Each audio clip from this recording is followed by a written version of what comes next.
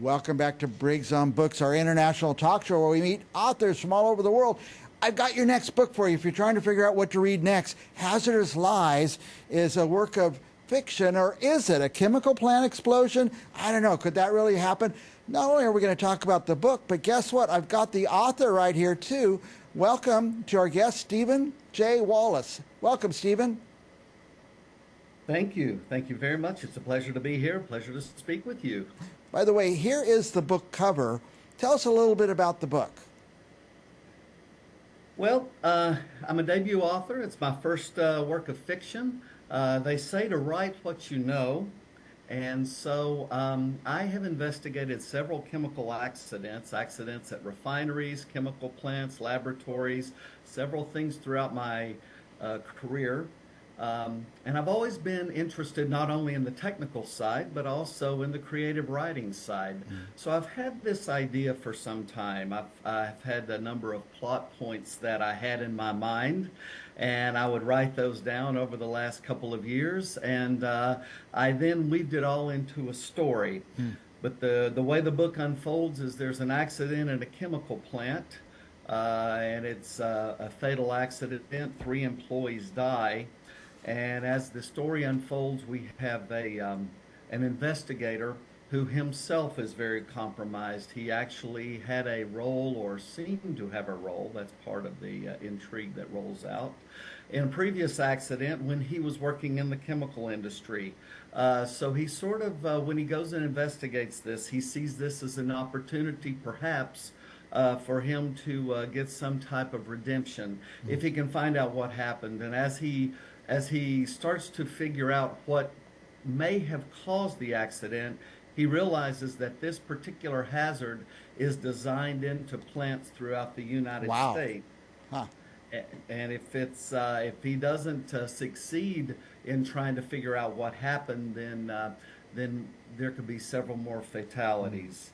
And but the problem is, as you can imagine, there are some bad decisions that have been made, and there's a lot of pushback from the corporate level, an extreme amount of pushback. So he has to wade through all that, but also find the courage to continue, and it's a difficult task for him.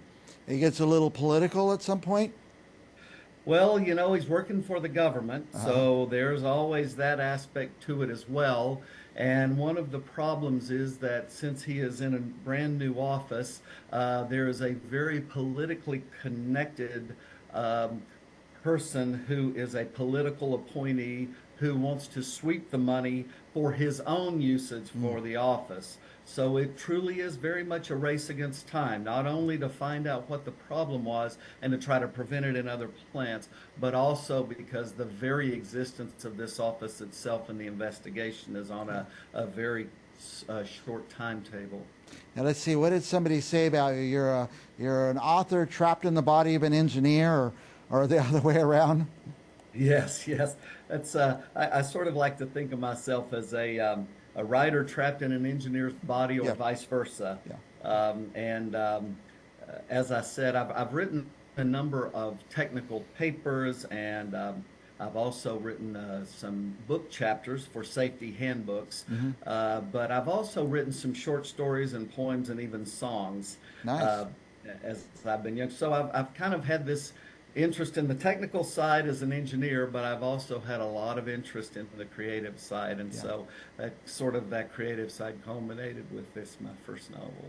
Now, Hazardous Lies is the name of the book, and who's going to read this? People who love thrillers, I guess.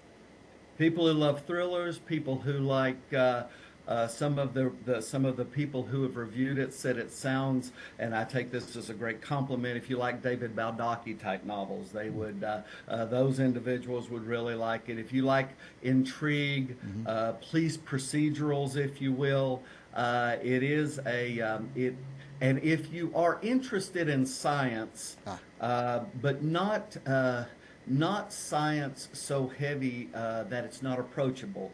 One of the very important things to me, and it sounds contrived, but it's very true. When I set out to write this novel, I wanted to write a novel that a grandmother who perhaps didn't have a technical background could talk to her granddaughter who was a chemical engineer, and they could actually have a conversation about this. And I've actually heard from people that that's happened. I've had technical people who've talked to non-technical people, but they can all sort of calibrate about, oh, well, that's actually, Yeah. I feel like I was inside a chemical plant. Nice. Now I'm putting up on the screen here a graphic you sent that says bestseller, now an Amazon bestseller. Congratulations, by the way. Thank you. I Thank tell you why very- that's I'm very important. honored. Why that's important to me is I'm always picking my next book. I'm always saying, what am I going to read next? And if I see bestseller or an award or some good reviews, or if I see an author being interviewed on a little talk show, it just helps me get to the next book, because there's just millions of books out there. I never know where to turn next. So hopefully the notice you got, it makes a big difference to me when picking my next book. So and congratulations, by the way. That's Thank you. amazing. Thank you very much. And I understand. I'm the same way. I love to read, but you have so many that can sort of fall on the slush pile. So Yeah. it helps to know if the individual who wrote this particular book actually knows exactly Yeah. what they're talking That's about. They can tell a realistic story, but not make it even though it's fiction, but not make it unrealistic. Unrealistic, And yeah. hopefully that's what I've done. And by the way, I introduced you, said it's a fiction, or is it a fiction? I mean, the kind of thing you describe in your book could actually happen. Is that right? It could, yeah, Yeah. very much so. As I said, I investigated several accidents in chemical plants when I was throughout my life, and it's very realistic scenarios. Yeah. There are different type of accidents that are discussed, and all are very realistic, and perhaps they have happened. Again, it is a work of fiction. I want to say that. But it's not unrealistic. So it's fictional, but not unrealistic. It's very realistic. Now, do you have another book churning around in your head? I do. I've just finished a draft of one. It's a very different one. It's more of a humorous book, believe it or not. So it's a bit of a different genre. And whereas this one, some of the reviewers have said, is a bit like Chernobyl meets CSI, that would be a little bit more like The Office meets the federal government, and a bit of a humorous take on some things that can happen there. It's going to be a bit different, a bit of a novella, but I also have a few chapters already written for what may actually develop into a sequel of this one. Nice. Oh, sequel to this one. That's nice. Yeah, it's amazing. I can tell you have an amazing mind, being an engineer, and I love it when an engineer could actually pull out of that. Because sometimes engineers operate in a box, pull out of that and make something creative and entertaining, and I'll be even more interested to read your humorous work. So we'll unwrap your mind, Stephen J. Wallace's mind. By the way, I was trying to research the author before we talk, and went to Amazon, and your book popped right up. It was so easy to find. I just typed Stephen J. Wallace and popped up. It had a great little bio on you and a synopsis of the book, so that was great. Where else can people buy this? They could go directly to my website, which is stephenjwallace.com, and Stephen is spelled with a PH. They can also go to Goodreads. I believe it is on Goodreads.